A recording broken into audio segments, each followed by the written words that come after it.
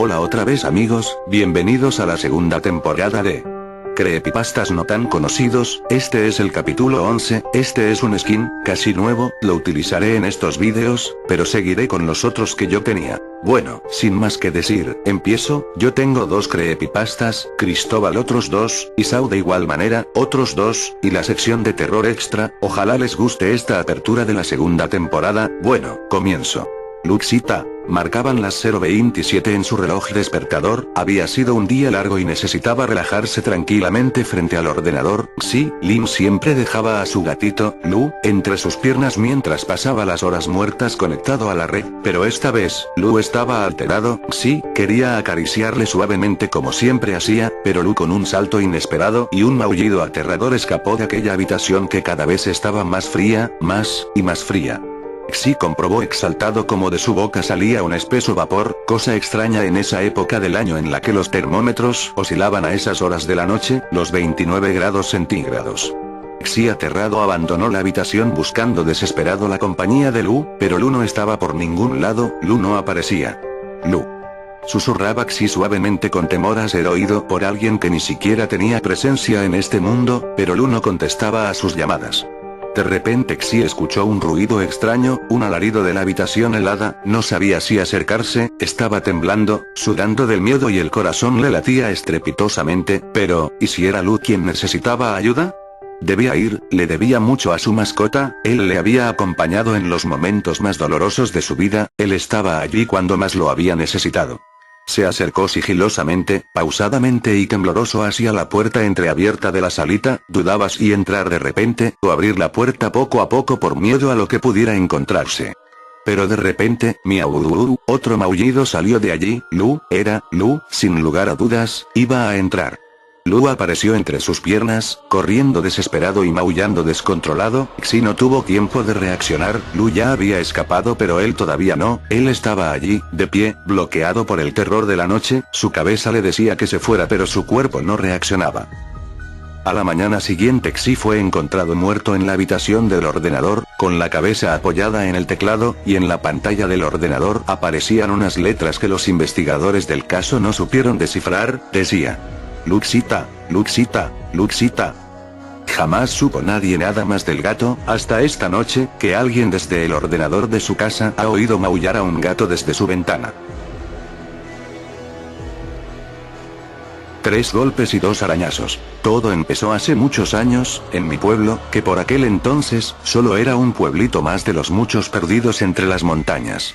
Mi pueblo, como ya había dicho, era muy pequeño, apenas tenía una pequeña plaza con iglesia, un parque, una pequeña cárcel y una escuela, con todas las casas alrededor de estas.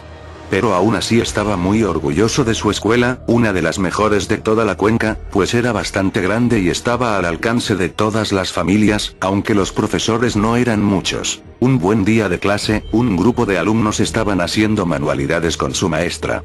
Tendrían apenas 8 o 9 años, y se la pasaban muy felices haciendo figurillas de barro y pintando dibujos.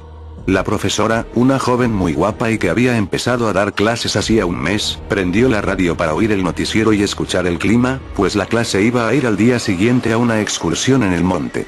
Pero a la mitad del noticiero, un hombre con voz muy grave cortó la comunicación y dio una noticia de última hora. Les comunicamos que se ha escapado un peligroso asesino de la cárcel del pueblo. Por favor, les rogamos que cierren con mucho seguro puertas y ventanas hasta que sea detenido. Gracias. Los niños se asustaron, y con mucha razón. La cárcel quedaba muy cerca de la escuela. La profesora los tranquilizó y se puso a contarles historias para que se calmaran y se olvidaran un poco de aquello, pero a una niña llamada Carolina, le entraron muchas ganas de ir al baño.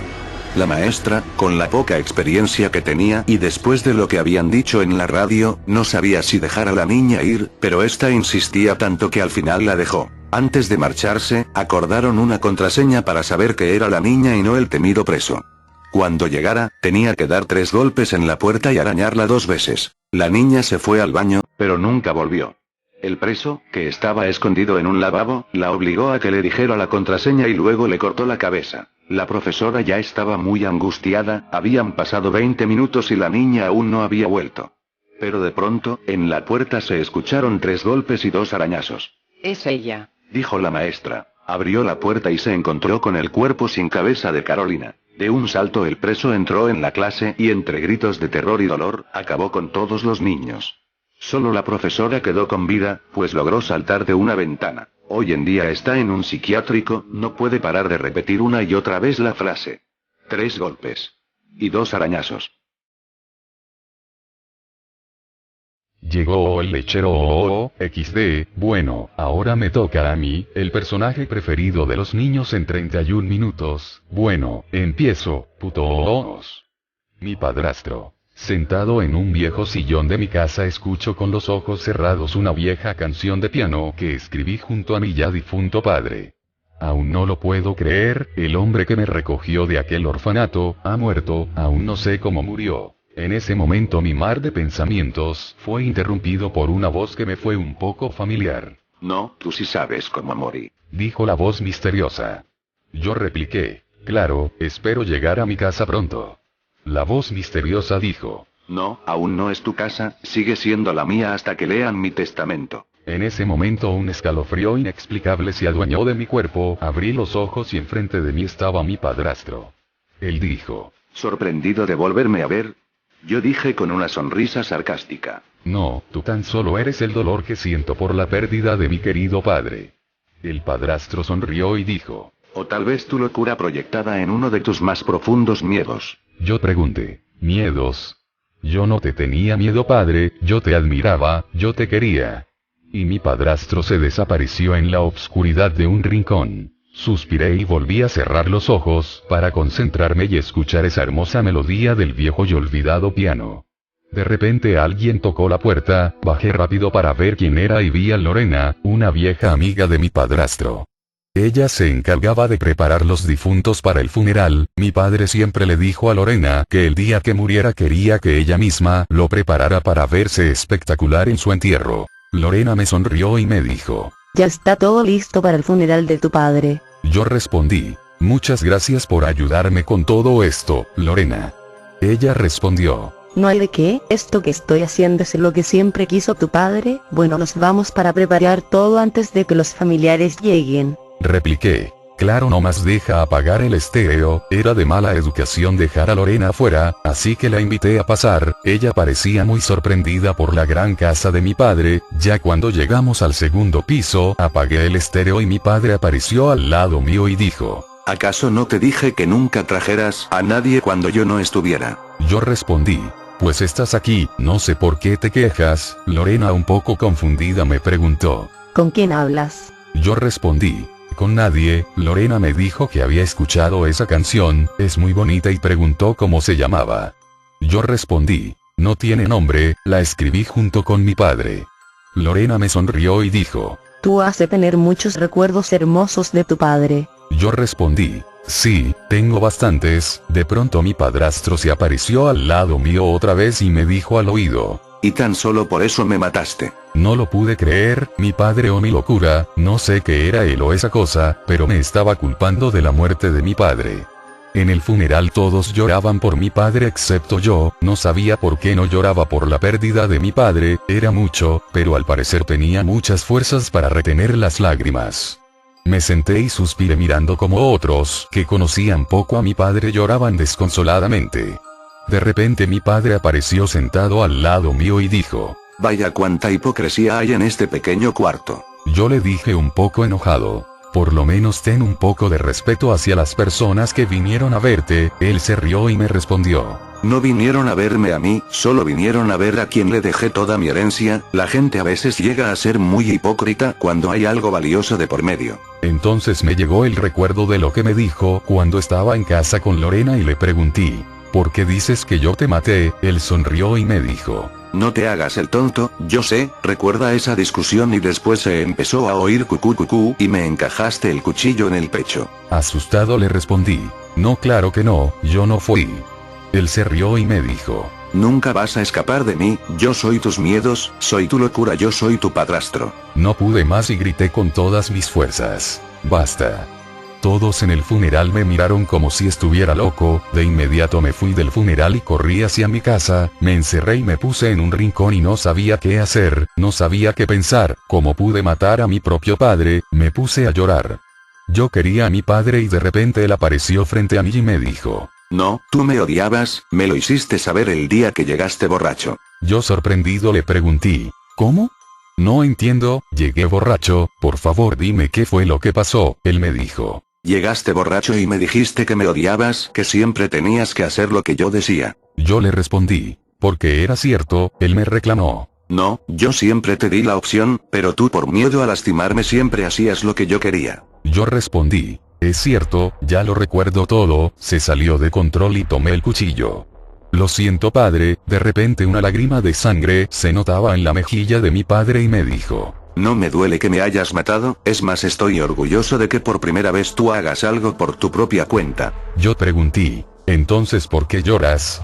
Y él respondió: Me duele que tú me odies. De repente me dolió el pecho y yo también lloré, y le dije: no, no es cierto, yo no te odio, yo te agradezco por todo lo que hiciste por mí y tan solo quiero pedirte perdón. Él sonrió. No hay nada que perdonar. Mi padrastro bajó las escaleras, abrió la puerta y cerró. Días después fui arrestado, confesé mi crimen y fui sentenciado a 20 años de prisión. Me parecieron justos. Unos años después, decidí reunirme con mi padrastro.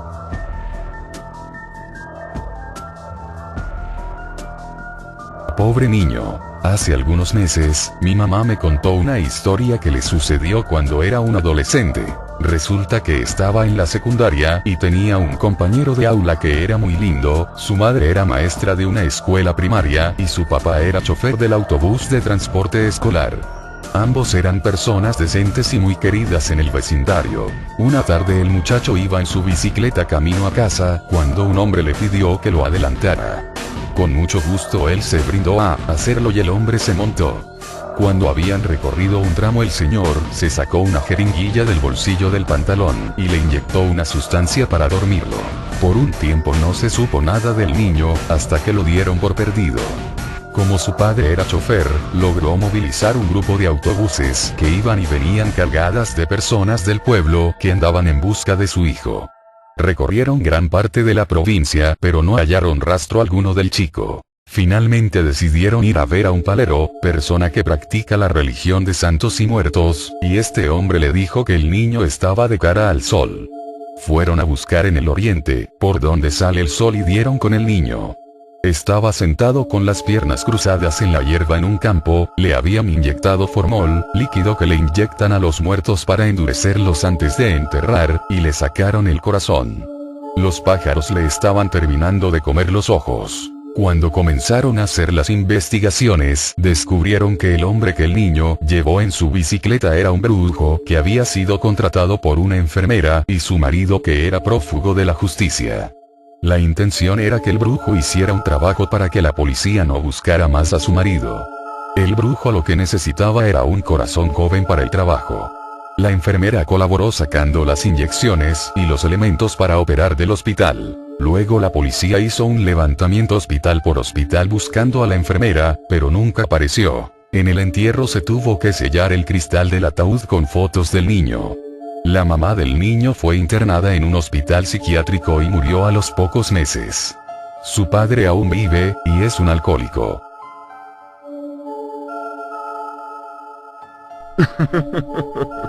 ¡Qué historias más idiotas! Eso da tanto miedo como si yo les hiciera una prueba donde tienen que follar a Megan Fox. Jajaja, sería la prueba más fácil del mundo, a menos que sean gays. Bueno, mejor empiezo de una puta vez, luego me desesperan con sus diálogos de relleno. El aniversario. Esta historia me la contó una estudiante de 14 años en un arrebato de intimidad. El suceso lo vivieron sus padres, a los que llamaremos Ángela y Martín. Aquella noche Ángela y Martín se acostaron como de costumbre. Martín se durmió rápidamente, pero Ángela tenía el sueño más flojo, de modo que cuando empezaron los arañazos ella los oyó y se puso alerta. Lo primero que pensó al oír ruidos, que no supo identificar debido al miedo, fue que habían entrado ladrones en la casa. Despertó a su marido sin abrir siquiera la luz y le pidió que escuchara y mirara a ver si había entrado alguien al hogar. Martín se despertó, escuchó y dijo: «Son arañazos, será el perro». Sin apenas hacer movimiento encendieron la luz y vieron al animal dormido a los pies de la cama. No había sido él. Volvieron a apagar la luz, pero esta vez se reanudaron los arañazos, y cada vez parecía más claro que se estaban haciendo en la puerta cerrada de la habitación. Martín dijo en voz baja a Ángela que igual era un ratón, y que si era así, lo pillaría, porque los ratones, al ver una luz, se quedaban inmóviles momentáneamente. Y lo hizo, pero la luz demostró que allí no había ratones. Despertaron al perro, que se puso nervioso. Volvieron a hacer otra prueba y cada vez que apagaban la luz se escuchaban los rasguños sobre la madera de la puerta. Martín decidió abrir la luz y levantarse y, con bastante miedo, según confesaría, se dirigió a la puerta, la abrió y miró ceñudamente a ambos lados. Nada. Se dirigió hacia la cocina con Ángela siguiendo sus pasos. Pensaban en los niños, no querían que se despertaran e intentaron caminar en silencio. Al llegar a la cocina Ángela tuvo un pálpito. ¿Qué día es hoy, Martín? Martín le dijo la fecha exacta. Es el aniversario de la muerte de mi madre, exclamó ella. Ángela encendió una vela y rezó y prometió a su madre que por aquel olvido le haría una misa especial para ella. El resto de la noche no se escuchó ni un rasguño más.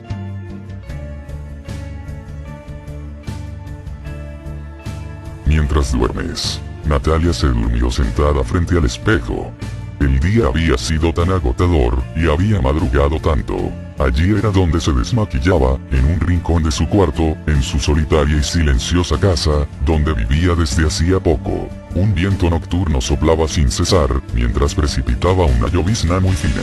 En una noche como esa, en la calle no andaba ni un alma, y casi no cruzaban vehículos. Cuando el cuello le incomodó despertó, pero en el instante en que aún no abría los ojos, en ese estado donde la conciencia está adormecida, creyó sentir que unos dedos recorrían su cabeza. Al abrir los ojos vio horrorizada que lucía otro peinado. Recorrió el cuarto con la mirada, fugazmente vio a una señora mayor, a una anciana, parada a su lado, pero enseguida dejó de verla.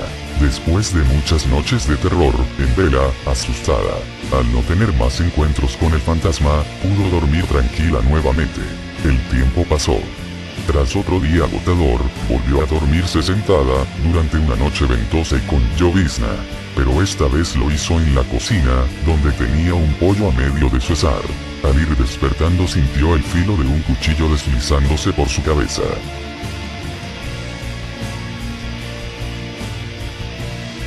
Bueno amigos, esto fue todo por hoy, espero que les haya gustado esta reapertura. Si se preguntan por qué la saqué tan rápido, fue porque esta serie me encanta como a ustedes. Bueno, comenten, puntúen. Y recuerden, allá afuera, hay cosas que quieren hacerte daño, pero lo que está detrás de ti tampoco es muy amigable.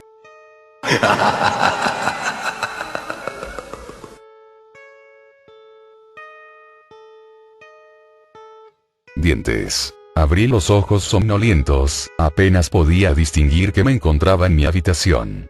Con algo de sueño me levanté y con pasos temblorosos me dirigí al baño. Eran las 6:38 de la mañana, sentí un sabor a sangre en la boca y un líquido que brotaba de mis encías. Pronto, el líquido se tornaba mayor, tanto así que ya no me era posible tragármelo. Debido a eso, comenzó a emerger por mi boca. El piso de cerámicos blancos ahora tomaba un color carmín. Entonces realicé que el líquido era sangre. Fue así como levanté la cabeza para poder observar la herida de la que salían litros de sangre. Al verme en el espejo, me horroricé de forma extraordinaria. Aquello que me causaba un estupor tremendo era que, al abrir la boca para ver la herida, noté que mis dientes se encontraban completamente podridos y desordenados, de modo que, los molares ahora estaban en el lugar de los caninos, y los incisivos dispersados alrededor de toda mi boca. Jamás había visto cosa parecida. Finalmente, cuando parecía que la sangre dejaba de brotar, me dispuse a buscar la supuesta herida causante de la hemorragia. Después de unos minutos, sin hallar vestigio alguno de cortadura o infección, sentí deseos increíbles de vomitar. Para esto, todo mi baño se encontraba cubierto de color rojo, mis vómitos solo eran sangre y no como comúnmente sucede que se regurgita la comida digerida, pero no, solo sangre. Luego de 10 minutos de vomitar, sentí que vomitaba mi lengua, luego una especie de tubo delgado emergía de mi boca, tenía conocimientos básicos de anatomía, así que comprendí que vomitaba mis entrañas, luego, observé que salía una bolsa, el estómago, luego 2 tubos, los intestinos delgado y grueso. Yacía completamente bañado en sangre y cansado, debido a las contracciones que realizó mi cuerpo al vomitar. Contemplé mis órganos enfrente de mí, me toqué el abdomen y sentía un vacío alucinante, solo costillas y piel, asombrosamente seguía con vida. Vi el reloj y marcaban las 7:30. Iba a llegar tarde al trabajo, así que me afeité, me vestí y me encaminé con destino a mi oficina. No duré mucho.